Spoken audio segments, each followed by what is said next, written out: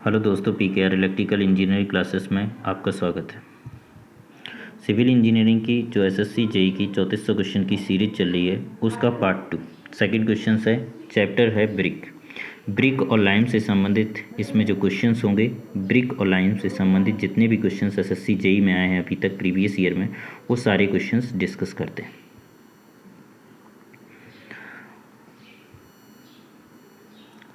पहला क्वेश्चन है, what is the nominal size of the standard brick. Nominal size क्या होता है, स्टैंडर्ड ब्रिक का नॉमिनल साइज क्या होता है। तो स्टैंडर्ड ब्रिक का जो नॉमिनल साइज होता है तो वो क्या होता है। तो स्टैंडर्ड ब्रिक का जो नॉमिनल साइज होता है, आपसे क्या पूछ रहा है, नॉमिनल साइज यानी कि मसाले सहित। तो कितना होता है, 20×10 यानी कि 20×10 सेंटीमीटर में होते हैं। ये सारे आंसर किस में है, सेंटीमीटर में। यानी कि जो नॉमिनल साइज पूछेगा तो स्टैंडर्ड ब्रिक का कितना हो जाएगा, 20×10×10। अगर यही आपसे पूछ लेता नॉर्मल स्टैंडर्ड ब्रिक का साइज, तो स्टैंडर्ड ब्रिक का साइज या मॉडुलर ब्रिक का साइज तो आपका होता 19 × 10 सॉरी 19 × 9 सेंटीमीटर होता है। कितना होता है, 1999 सेंटीमीटर होता है। निम्नलिखित में से किस प्रक्रिया में पग मील का उपयोग किया जाता है। आपसे पूछ रहा है पग मील। तो पग मील किस लिए की जाती है, ब्रिक जो होती है, जब ब्रिक बनाते हैं तो जो मिट्टी होती है उसको गूंथने के लिए, यानी कि उसको गूंथने के लिए। तो बर्निंग ऑफ द ब्रिक, पग मील बर्निंग में, ड्राइंग में, मोल्डिंग में, तो ये सब में नहीं। पग मील किस लिए, preparation of clay. Preparation of clay का एक पार्ट्स होता है। प्रिपरेशन ऑफ क्ले में कई सारे टर्म्स होते हैं। तो प्रिपरेशन ऑफ क्ले कैसे करते हैं, तो सबसे पहले मिट्टी को अनसॉइल करते हैं, यानी कि ऊपर की परत को 15 से 20 सेंटीमीटर की जो परत होती है उसको हटा देते हैं। सबसे पहले अनसॉइलिंग करते हैं। दूसरा डिगिंग करते हैं, उसको थोड़ा सा खोद देते हैं। अब 15 सेंटीमीटर की टॉप लेयर हटाने के बाद अब उसकी मिट्टी की जो होती है अब उसकी खुदाई की जाती है। जब खुदाई करने के बाद तीसरा क्लीन करते हैं, उसमें जो बड़े बड़े पत्थर होते हैं उसको उठा के बाहर निकाल देते हैं। फिर उसको ऋतु परिवर्तन यानी कि मौसम में वेदरिंग के लिए छोड़ देते हैं। अगला स्टेप वेदरिंग होता है, तो उसके लिए उसको कुछ टाइम के लिए छोड़ देते हैं। फिर टेम्पर की जाती है, तो उसको यानी कि गूंथते हैं। तो टेम्पर जब मशीन के थ्रू की जाती है तब उसे प्रिपरेशन ऑफ क्ले यानी कि पग मील से टेम्परिंग की जाती है। तो प्रिपरेशन ऑफ क्ले होगा, इसका आंसर क्या होगा, प्रिपरेशन ऑफ क्ले। अगला क्वेश्चन से, which of the following is a main reason for frog. Frog क्यों दिया जाता है, यानी कि जो आपकी ब्रिक होती है उसमें फ्रॉग क्यों दिया जाता है, मेन रीजन क्या होता है। तो देखो, एक तो रीजन होता है कि फ्रॉग पर जो नाम होता है किसी भी जो स्टैंडर्ड यानी कि किस कंपनी के नाम है, तो यानी कि ट्रेडर्स का नाम हो सकता है, वो आपका ट्रेडर्स जो होते हैं उनके नाम हो सकते हैं। इसलिए एक तो एक रीजन ये होता है, लेकिन मेन रीजन जो होता है वो क्या करता है, उसको के बनाती, ज्वाइंट करती है, from joint between the brick and mortar. तो सीधी सीधी बात है, मेन रीजन जो होता है फ्रॉग देने का मेन रीजन होता है कि जो ज्वाइंट बनाती है ब्रिक और मोर्टार के बीच में अच्छे से जोड़ बनाती है, यानी कि ज्वाइंट जो होता है बहुत अच्छा बन जाता है। अगला क्वेश्चन है, टेम्परिंग द प्रोसेस। टेम्परिंग जो प्रोसेस होता है, यानी कि जो टेम्परिंग की प्रक्रिया होती है वो किसके निर्माण में होती है। तो टेम्परिंग की प्रक्रिया ब्रिक के निर्माण में की जाती है, यानी कि आपकी जो टेम्परिंग प्रक्रिया होती है ब्रिक को गूंथना। टेम्परिंग कब कहलाएगी, जब आप मशीन के थ्रू, मैकेनिकल के थ्रू, यानी कि जैसे पग मील है उसके थ्रू जब गूंथ रहे होंगे तभी आपकी ये टेम्परिंग कहलाएगी। वैसे जब नॉर्मल मनुष्य के द्वारा गूंथा जाएगा या किसी और के अदर टर्म्स के द्वारा नॉर्मल जब गूंथी जाएगी तब उसे ग्रीडिंग कहते हैं। तो टेम्परिंग मैकेनिकल मशीन के द्वारा जब उसे गूंथा जाता है तो उसे हम टेम्परिंग कहते हैं, पग मील के थ्रू। तो टेम्परिंग किस में की जाती है, ब्रिक्स में। टेम्परिंग किस में की जाती है, ब्रिक्स में। टेम्परिंग किस में की जाती है, ब्रिक्स में। अगला क्वेश्चन है कि हाफमैन जो क्लीन होता है, यानी कि हाफमैन जो क्लीन होता है किस प्रोसेस में प्रयोग किया जाता है। तो हाफमैन क्लीन भी, यानी कि आपको पता है हाफमैन क्लीन यानी कि जो हाफमैन भट्टे होते हैं वो किस में प्रयोग किए जाते हैं, तो ब्रिक को जलाने में, जब बर्निंग ऑफ द ब्रिक के लिए भट्टे प्रयोग किए जाते हैं। तो क्लीन्स एक हाफमैन भट्ट क्लीन होता है और एक आपका बुल ट्रेंच होता है। आपका एक क्या होता है, बुल ट्रेंच होता है। तो हाफमैन जो होता है वो पूरी ईयरली यानी कि थ्रू आउट पूरी ईयरली कार्य करता है, यानी कि फुल ईयर कार्य करता है। हाफमैन जो भट्टा होता है वो फुल ईयर काम करता है। पूरी ईयर काम करता है, और दूसरा होता है बुल ट्रेंच। तो बुल ट्रेंच जो मानसून सीजन होता है उसमें कार्य नहीं करता है, यानी कि बुल ट्रेंच मानसूनी सीजन में कार्य नहीं करता है, यानी कि पूरे ईयर कार्य नहीं करता है। तो हाफमैन जो भट्टा होता है वो प्रोसेस होता है ब्रिक्स को जलाने के लिए प्रयोग होता है, ब्रिक्स को जलाने के लिए प्रयोग होता है। निम्नलिखित में से कौन सा खनिज ईंटों में लाल रंग के लिए जिम्मेदार है? ईंटों में लाल रंग के लिए जिम्मेदार होता है, तो ईंटों में जो लाल रंग आता है वो आयरन ऑक्साइड के कारण आता है। किसके कारण आता है? आयरन ऑक्साइड के कारण आता है। तो लाल रंग के लिए जो जिम्मेदार है वो आयरन ऑक्साइड है। तो याद रखना, जब आयरन ऑक्साइड जिम्मेदार है तो आयरन ऑक्साइड का परसेंटेज कितना होता है? तो ये ज़्यादा से ज़्यादा 5 से 6% होती। कितना होती? 5 से 6। ठीक। लाइम जो होता है वो लेस देन 10% होता है, लाइम जो होता है वो लेस देन 10 होता है। मैग्नीशिया जो होती है वो 20 से 30% होती है, 20 से 30% होती है मैग्नीशिया। और जो सिलिका होती है वो आपकी होती है 50 से 60%, 50 से 60%, 50 से 60%।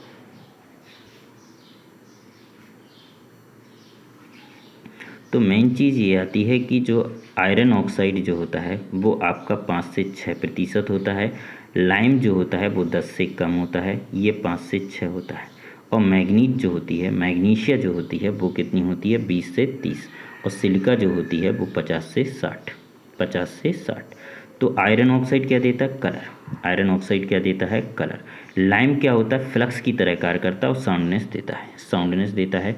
मैग्नीशिया क्या होती? मैग्नीशिया जो होती है वो इम्पार्ट टू द, मैग्नीशिया जो होती है, मैग्नीशिया जो होती है वो 1% ली जाती है, 20 से 30। एल्मुना होती है, एल्मुना जो होती है वो 20 से 30% होती है, मैग्नीशिया 1% होती है, मैग्नीशिया 1% होती है। तो जो एल्मुना होती है वो 20 से 30 ली जाती, वो तो आपको प्लास्टिसिटी देती, एल्मुना प्लास्टिसिटी देती। मैग्नीशिया क्या प्रदान करती? हार्डनेस। मैग्नीशिया हार्डनेस प्रदान करती है। अगला क्वेश्चन है कि निम्नलिखित परीक्षणों में से कौन सी टाइल के परीक्षण के लिए उपयोग किए जाते हैं? यानी कि टाइल्स पर परीक्षण का प्रयोग किया जाता है। तो ब्रेकिंग स्ट्रेंथ की जाती है, impact, transverse shear, water absorption. तो सारे टेस्ट किए जाते हैं आपकी टाइल्स पर, सारे टेस्ट किए जाते हैं। यानी कि टाइल्स पर आपका ब्रेकिंग टेस्ट भी करते, इम्पैक्ट टेस्ट भी करते, ट्रांसवर्स शियर स्ट्रेंथ भी करते, वाटर एब्जॉर्प्शन टेस्ट भी करते हैं। इफ्लोरेंस इन अ ब्रिक। इफ्लोरेंस जो होता है ईंटों का फूलना किसकी वजह से होता है? यानी कि इसमें एल्कलीज होगी, यानी कि सॉल्ट प्रदान होगी। एल्कीज अगर आ जाएंगे, एल्कलीज यानी कि क्षारीय मिट्टी, तो presence in soluble salt in the present of clay. अगर प्रारंभिक मिट्टी में घुलनशील नमक की उपस्थिति होगी तो सीधी सीधी बात है, प्रेजेंट अगर सॉल्ट होगा तो उसके कारण इफ्लोरेंस आ जाएगा। किसके कारण इफ्लोरेंस आ जाएगा? जब उसमें सॉल्ट प्रेजेंट होगा। अगला क्वेश्चन है, which of the following main most important, which of the following most important character for alumina. Alumina का क्या कार्य होता है? तो एल्मुना क्या प्रदान करती? प्लास्टिसिटी। तो एल्मुना कितने प्रतिशत होती है? 20 से 30% होती है एल्मुना, जो प्लास्टिसिटी प्रदान करता है। Increase the strength of the brick. Brick की स्ट्रेंथ कौन देती है? सिलिका जो देती है, सिलिका देती है स्ट्रेंथ और शेप भी देती है, यानी कि 50 से 60% होती है। Manufacturing impermeable of reduce warping and heating. तो ये सारी चीज़ों से हमें मतलब है कि एल्मुना का जो मोस्ट कैरेक्टर क्या है, तो वो impart the plasticity, impart the plasticity. अगला है कि जो थिकनेस होती है one of the half brick, यानी कि 1.5 ईंट, यानी कि 1 ईंट ऐसे और एक हाफ ईंट इस तरीके से। तो यानी कि कितनी हो गई? ये 19 सेंटीमीटर होगा और ये 9, 19 18 जोड़ देंगे लगभग। अब फिर उसमें आप क्या लेंगे? मसाला भी बीच में आएगा, तो यानी कि 30 सेंटीमीटर। कितनी हो जाएगी? 30 सेंटीमीटर। एक ब्रिक और हाफ ब्रिक की थिकनेस कितनी हो जाएगी? 30 सेंटीमीटर। अगर आपसे पूछा जाए वन ब्रिक थिकनेस कितनी होगी, बॉल की स्टैंडर्ड थिकनेस मॉडलर की कितनी होगी, तो 20 centimetre. Thickness of ball 20 centimetre लगाएंगे वन ब्रिक की। अगर हाफ ब्रिक की आती है तो 10 सेंटीमीटर, हाफ ब्रिक की आती है तो आपकी 10 सेंटीमीटर होगी, और ये जब आपकी आ रही है 1 और हाफ ब्रिक की तो 30 सेंटीमीटर होगी, 30 सेंटीमीटर होगी। The water absorption burnt clay prefer, यानी कि अधिक पकी हुई ईंटें, अधिक पकी हुई छिद्रित ईंटों में जो अधिक पकी हुई ईंटें होती हैं यानी कि वंट के लिए होती हैं, छिद्रित ईंटों में जल की अवशोषण प्रतिशत किससे ज़्यादा नहीं होना चाहिए? तो 15% से ज़्यादा नहीं होना चाहिए। कितने प्रतिशत से ज़्यादा नहीं होना चाहिए? 15% से ज़्यादा नहीं होना चाहिए। 15% से ज़्यादा नहीं होना चाहिए। फिर आपसे पूछा गया है कि नॉमिनल साइज बता दीजिए मॉड्यूलर ब्रिक का। क्या? Nominal size. याद रखना, नॉमिनल साइज कभी भी पूछा जाए ब्रिक का तो मसाले सहित लेते हैं, यानी कि 20 200 mm into 100 mm into 100 mm, हमेशा नॉमिनल साइज। अगर आपसे केवल मॉडलर और स्टैंडर्ड की बात की जाए तो मॉडलर और स्टैंडर्ड की अगर बात की जाए तो 19 इंटू 9 इंटू 9, यानी कि 19 गुणा 9 9 सेंटीमीटर होता है। कभी भी अगर आपसे स्टैंडर्ड या मॉडुलर ब्रिक का साइज पूछा जाए तो 19 गुणा 9 सेंटीमीटर होता है। जब आपसे अगर नॉमिनल लगा दिया जाए तो नॉमिनल में हमेशा 200 गुणा 100 इंटू 100 mm होता है। What is the actual size? Actual size बताना है आपको स्टैंडर्ड मॉडुलर ब्रिक का। स्टैंडर्ड मॉडुलर ब्रिक का एक्चुअल साइज क्या होता है? 19 गुणा 9 यानी कि 190 गुणा 90 इंटू 90 mm में दे रखा है तो 190 गुणा 90 इंटू 90 mm जो होता है वो एक्चुअल साइज होता है। वो क्या होता है? एक्चुअल साइज होता है। वो क्या होता है? एक्चुअल साइज होता है। Which of the following defect appears due to presence of alkalies in the brick?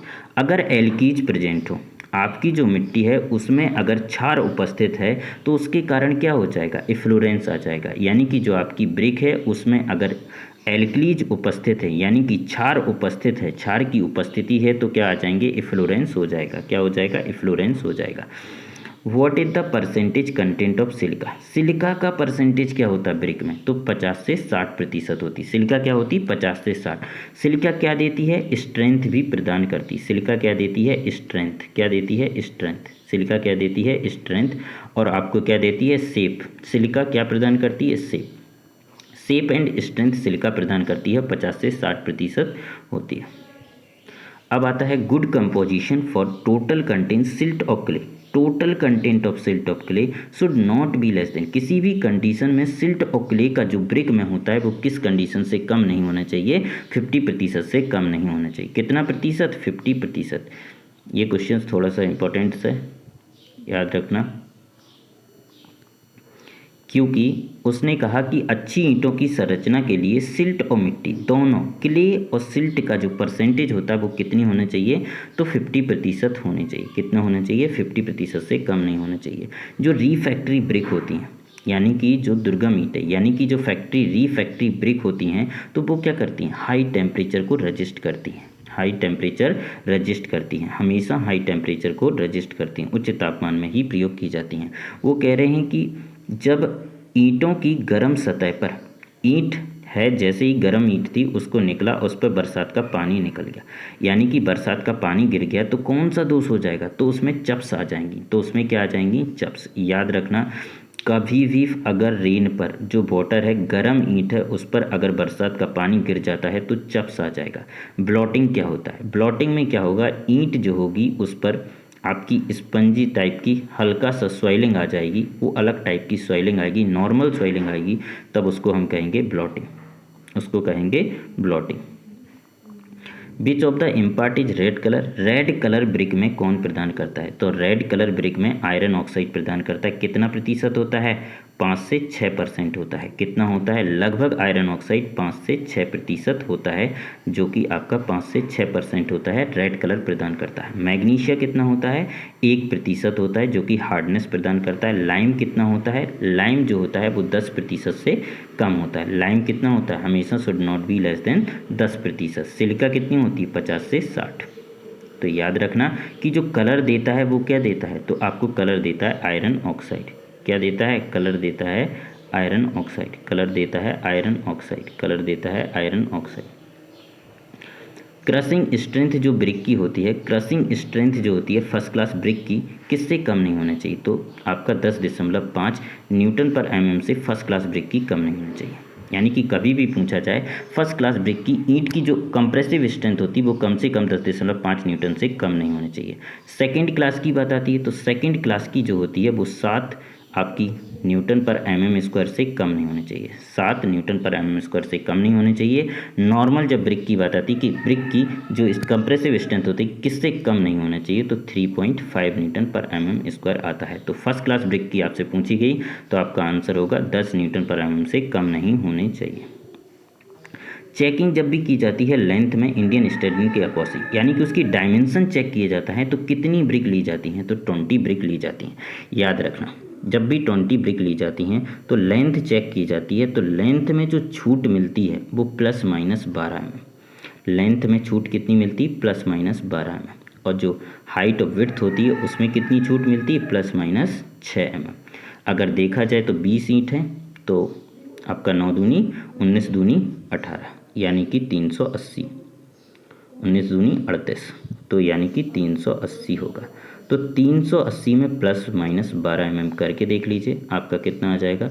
एक आपका आएगा 378 से 392, एक आएगा अगर माइनस कर दोगे तो 378 और प्लस कर दोगे तो 392 आ जाएगा। इसी प्रकार हाइट वाले में ±6 करके देख लेंगे, 9 सेंटीमीटर ही लेते हैं। जो फ्रॉग होता है, फ्रॉग किस लिए होता है, फ्रॉग क्यों बनाया जाता है, तो फ्रॉग एक डिप्रेशन होता है फेस पर, एक फेस पर उठा हुआ भाग नहीं होता है, डिप्रेस होता है, गड्ढे टाइप का खोदा हुआ होता है, ईंट पर एक गड्ढे टाइप का जो बना होता है, यानी कि आप समझ सकते हैं कि डिप्रेशन मतलब फलक पर दबा हुआ भाग होता है। यहाँ पे खाली रहता है, बीच में कुछ हल्का सा पोर्शन 1/4 हिस्सा थोड़ा सा हल्का सा खाली रहता है, तो उसको हम कहते हैं डिप्रेशन, उसको हम कहते हैं। फर्स्ट क्लास जो ब्रिक होती है वो वाटर एब्जॉर्प्शन कम से कम, फर्स्ट क्लास जो ब्रिक होती है उसे वाटर जो एब्जॉर्प्शन करना चाहिए 20% से हमेशा कम, 20% से कम फर्स्ट क्लास ब्रिक के लिए। जब मैन्युफैक्चरिंग ऑफ पग मिल, किसमें, पग मिल, पग मिल में मैन्युफैक्चरिंग जो प्रोसेस हो रही है, ब्रिक जब बना रहे थे तो वह प्रोसेस जब मैन्युफैक्चरिंग का ईंट उत्पादन की प्रक्रिया निम्न में किस ऑपरेशन में पग मिल में प्रयोग की जाती, तो पग मिल में क्या होता है, टेम्परिंग। पग मिल में क्या होती है, हमेशा टेम्परिंग होती है, पग मिल में टेम्परिंग की जाती है। अगला question important, the process of mixing clay water and other ingredient, normal clay water and breaking की जब भी बात आती है तो ये कनीडिंग कहलाता है, ये कनीडिंग कहलाता है, टेम्परिंग नहीं। क्योंकि नॉर्मल यहाँ पे जी मशीन्स की बात नहीं की गई, जब तक पग मिल्स की बात नहीं की जाएगी तब तक, यानी कि मैकेनिकल की बात नहीं की जाएगी, मैकेनिकल मशीन्स की बात नहीं की जाएगी तब तक टेम्परिंग नहीं आएगा। क्योंकि वह प्रोसेस जो मिक्सिंग क्ले और वाटर अदर इंग्रेडिएंट को मिलाने पर बनता है उसको हम कहते हैं कनीडिंग, उसको हम कहते हैं कनीडिंग, उसको हम कहते हैं kneading. Which of the following good brick, यानी कि निम्नलिखित में से ईंट बनाने के लिए, मतलब ईंट बनाने के लिए अच्छी होती है, ईंट की मिट्टी को अच्छा माना जाता है, तो वेदर्ड क्ले, यानी कि वेदर्ड क्ले, मौसमी मिट्टी, यानी कि क्या करते हैं, मानसून सीजन से पहले मिट्टी को गर्मी के मौसम में खोद के डाल देते हैं, यानी कि उसको उलट पलट के डाल देते हैं, तो फिर वो बरसात के सीज़न में पूरा उसको खुले में डला रहने देते हैं, तो उसको हम कहते हैं वेदर्ड क्ले, उसको हम क्या कहते हैं, वेदर्ड क्ले। तो सैंड जो होती है जर्नली कंटेन इन सॉल्ट, मतलब वह सैंड बताइए जिसमें सॉल्ट मतलब नमक होता है, रेत में सामान्यतः नमक होगा, यानी कि सीधी सीधी बात है, कहाँ से प्राप्त होगी, तो सी बेड से प्राप्त होगी, तब उसमें नमक होगा, यानी कि सॉल्ट होगा तो व्रत होगा। अगला क्वेश्चन है, निम्नलिखित में से कौन सा स्टेटमेंट ट्रू है, तो कौन सा स्टेटमेंट ट्रू है, वो कह रहे हैं कि जब एल्युमिना अधिक हो जाएगी तो ईंट में भंगुरता और कमजोर आ जाएगी, ब्रिटल और वीक हो जाएगी, नहीं। सिलिका अगर अधिक हो गई तो आपकी ईंट ब्रिटल हो जाएगी और वीक हो जाएगी।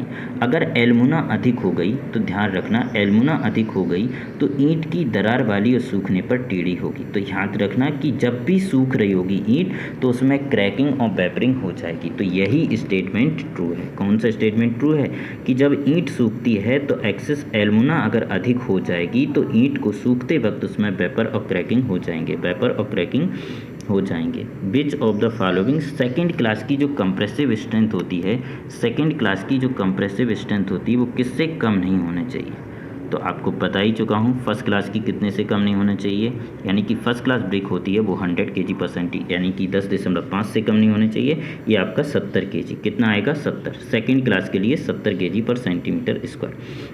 हॉलो ब्रिक हम जनरली प्रयोग करते हैं, हॉलो ब्रिक का क्यों यूज करते हैं? क्योंकि इंसुलेशन अगेंस्ट है, तो ध्यान रखना इंसुलेशन अगेंस्ट के कारण वो कह रहा है कि कॉस्ट को कम करने के कारण बेयरिंग एरिया को बढ़ाने के लिए ऑर्नामेंटल। तो याद रखना कि जब भी खोखली ईंटों का प्रयोग किया जाता है तो इंसुलेशन प्रोवाइड के लिए किया जाता है। जब भी इंसुलेशन दिया जाता है यानी कि हीट के विरुद्ध दिया जाता है तब। एक्सेस ऑफ सिलिका अधिक हो गई। अभी वहाँ पे एल्मुना अधिक हो रही थी तो सूखते वक्त ईंट क्या हो रही थी? क्रैक और ब्रैपिंग हो रही थी। लेकिन जब एक्सेस ऑफ एल्मुना हो जाएगी तो ब्रिक ब्रिटल एंड वीक हो जाएगी। ब्रिक ब्रिटल एंड वीक हो जाएगी। क्या हो जाएगी? सिलिका अधिक हो गई तो ब्रिटल एंड वीक हो जाएगी। ब्रिटल एंड वीक हो जाएगी। स्ट्रेंथ जो आएगी, स्ट्रेंथ जो मेजर की जाती है वो आपके 3102 से IS कोड के अकॉर्डिंग जो स्ट्रेंथ ज्ञात की जाती है वो 3102। प्लास्टिकसिटी जो होता है मोल्ड में सुटेबल शेप जो देता है, यानी कि प्लास्टिकसिटी जो होती है, प्लास्टिकसिटी किससे प्रदान की जाती है? तो प्लास्टिकसिटी आपका क्या देता है? एल्मुना। याद रखना, यानी कि ईंटों को उपयुक्त प्रकार से ढालने में कौन सा प्लास्टिकसिटी प्रदान करता है, प्लास्टिकता प्रदान करता है, तो वो एल्मुना है। एल्मुना है। क्ले ब्रिक, जो क्ले ब्रिक होती है उसमें जो स्टेटमेंट है हैविंग, उसमें क्या होता है? 30% 30 से 70% सिलिका, 10 से 20% एल्युमिना। यही आपका कंफर्म होगा आंसर, क्योंकि वो कह रहा है कि 10 से 20 सिलिका, गलत, क्योंकि 50 से 60 सिलिका होती है। नियरली दोनों पाए जाते हैं, गलत। Nearly proportion alumina, silica and lime तीनों एक साथ पाए जाते हैं, नहीं। तो पहला स्टेटमेंट ट्रू है, यानी कि 35 से 70% सिलिका होती है, 10 से 20% एल्युमिना होती है।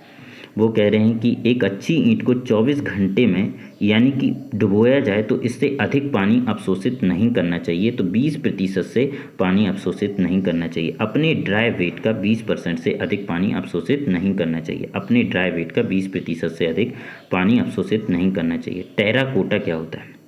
बिल्डिंग में टेराकोटा, तो टेराकोटा किस में प्रयोग किया जाता है? तो ऑर्नामेंटल वर्क में, यानी कि साज सज्जा के कार्य होते हैं उनमें हम टेराकोटा प्रयोग करते हैं, टेराकोटा प्रयोग करते हैं। Hydraulic city of hydraulic lime, अगला क्वेश्चन लाइम से संबंधित है। हाइड्रोलिक सिटी, जो हाइड्रोलिक लाइम होता है वो हाइड्रोलिक सिटी किससे आती है? तो हमेशा हाइड्रोलिक सिटी जो आती है वो क्ले से आती है। हाइड्रोलिक सिटी कहाँ से आती है? यानी कि द्रव चालित, चूने की द्रव चालित मुख्य रूप से किसके कारण आती है? तो वो आपकी क्ले के कारण आती है। कैल्सिनेशन ऑफ प्योर लाइम, जब भी कभी प्योर लाइम को जलाया जाएगा, कैल्सिनेशन, प्योर लाइम को हम जलाएंगे तो हमें क्या मिलेगा? Quick lime. प्योर लाइम को जलाएंगे तो हमें क्विक लाइम प्राप्त होगा। The process of adding water lime to convert, ध्यान रखना जो लाइम है उसमें हमने वाटर मिला दिया तो वो हाइड्रोलिक लाइम बन गया। तो जो प्रोसेस करता है, देखो, गर्म करने को हम कहते हैं कैल्सिनेशन। अगर लाइम स्टोन है उसको हमने गर्म करा, उससे हमें लाइम प्राप्त होगा, यानी कि अनबुझा हुआ चूना, उसमें जब उसे हम कहते हैं तो उसे हम कहते हैं कैल्सिनेशन। जब हम इसमें पानी ऐड कर देते हैं, जब हम इसमें पानी ऐड कर देते हैं तो इसे बुझा हुआ चूना कहते हैं। तो इसे हम क्या कहते हैं? बुझा हुआ चूना। तो वो प्रोसेस क्या कहलाता है? Slaking lime. तो उसको हम क्या कहते हैं? स्लेकिंग। उस प्रोसेस को स्लेकिंग कहते हैं। जो कंस्ट्रक्शन की जाता है अंडर वाटर, यानी कि वाटर के अंदर जो होता है, जल के भीतर किसी संरचना का अगर निर्माण करना है तो आप कौन सा प्रयोग करेंगे? देखिए, कंस्ट्रक्शन वर्क में कहीं पे भी प्रयोग करना होगा हमेशा हाइड्रोलिक लाइम, यानी कि जो मसाला बनाया जाएगा तो मसाला केवल हाइड्रोलिक लाइम से बनता है और किसी लाइम से नहीं बनता। मसाला जो भी बनता है वो हाइड्रोलिक लाइम से बनाएंगे, हाइड्रोलिक लाइम से बनाएंगे। प्लास्टर ऑफ पेरिस को ऑप्टेन प्राप्त किया जाता है कैल्सिनेशन। प्लास्टर ऑफ पेरिस किसके कैल्सिनेशन से प्राप्त होता है? तो जिप्सम को जब आप गर्म करेंगे तो हमें क्या बनेगा? Plaster of Paris. Plaster of Paris को किसके निस्तापन से प्राप्त किया जा सकता है? जिप्सम के निस्तापन से प्राप्त किया जा सकता है। Quick lime come from to the clay, quick lime हमें किस लाइम से प्राप्त होता है? दूधिया मिल्क से, हाइड्रोलिक लाइम से, लंप लाइम से या हाइड्रोलेट लाइम से? तो देखो, क्विक लाइम जो मिलता है वो हमारा लंप लाइम से, या फिर यहाँ पे लिखा होता है कैल्शियम कार्बोनेट, तो भी उससे प्राप्त हो जाता है। यानी कि लाइम स्टोन से या लंप लाइम से, लाइम स्टोन से हमें क्विक लाइम प्राप्त हो जाता है। लाइम पुट्टी कैसे बनती? तो lime putty is made from hydraulic lime. Hydraulic lime ये गलत है, हाइड्रोलिक लाइम से लाइम पुट्टी नहीं बनती, फैट लाइम से बनती है। तो ये अगर फैट लाइम लिखा होता तो ये फिर स्टेटमेंट ये सही हो जाता। तो made is adding to water causing up to 3 day, all option correct. तो यहाँ पे हाइड्रोलिक लाइम की जगह आप लोग फैट लाइम कर लीजिए और option all of the answer सही हो जाएगा। अगर नहीं तो फिर A, B and C confirm हो गए। For lime concrete. Lime concrete में देखिए, लाइम कंक्रीट में क्या होता है, सिलम जो होती है वो 50 से 75 mm होती है, जो सिलम होती है वो 50 से 75 mm होती है। फ्लैक्चरल स्ट्रेंथ 90 दिन की जो होती है वो 0.9 न्यूटन पर मीटर, 90 दिन की जो होती है compressive strength 1.5 all of the होती है, ऑल ऑफ दी होते हैं। तो अगला है विच ऑफ द हाई जो मतलब लाइम में कैल्शियम ऑक्साइड की उच्च प्रतिशतता, कैल्शियम ऑक्साइड की जब उच्च प्रतिशतता होती है तो fat lime, rich lime, white lime तीनों आपके यही कहलाते हैं, नन ऑफ दी नहीं हो सकता। तो ये आंसर थोड़ा सा गलत है कि नन ऑफ दी, लेकिन अगर आंसर लेना है तो आपका इसका जो पहला हो जाएगा, यानी कि हाई परसेंटेज में, वैसे तो तीनों एक ही चीज़ होते हैं रिच वाइट, बट परसेंटेज की बात आ रही है तो आपका फैट लाइम हो जाएगा। क्या हो जाएगा, fat lime. Fat lime, lime which is a property of the setting water is non, पानी में जमने की विशेषता को चूना में किस नाम से जाना जाता है। जब पानी में जमता है तो उसको हम क्या कहते हैं, हाइड्रोलिक लाइम। जब पानी में जमता है तो उसे हम क्या कहते हैं, hydraulic lime. Hydraulic lime, lime which commonly use for white washing, white washing में, plaster of Paris and white washing में कौन सा प्रयोग किया जाता है, फैट लाइम। तो हमेशा फैट लाइम प्रयोग किया जाता है वाइट वॉशिंग में। क्विक, यानी कि वह operation convert lime stone into the quick lime, यानी कि लाइम स्टोन से क्विक लाइम में चेंज हो रहा, टेम्परेचर 900 डिग्री सी रख रहे हैं तो उसको हम कार्बन डाइऑक्साइड बाहर निकल रही, तो जो प्रोसेस होता है उसको हम क्या कहते हैं, उस प्रोसेस को हम कैल्सिनेशन कहते हैं, उस प्रोसेस को हम कैंसिलेशन कहते हैं। थैंक यू दोस्तों। वीडियो अगर पसंद आया होगा तो लाइक, शेयर एंड सब्सक्राइब कीजिए, बेल आइकन को दबा लीजिए जिससे नोटिफिकेशन आपको प्राप्त होता जाए जैसे ही मैं वीडियो अपलोड कर दूंगा। Thank you. चैनल को लाइक, शेयर एंड सब्सक्राइब जरूर कर लीजिए। Thank you.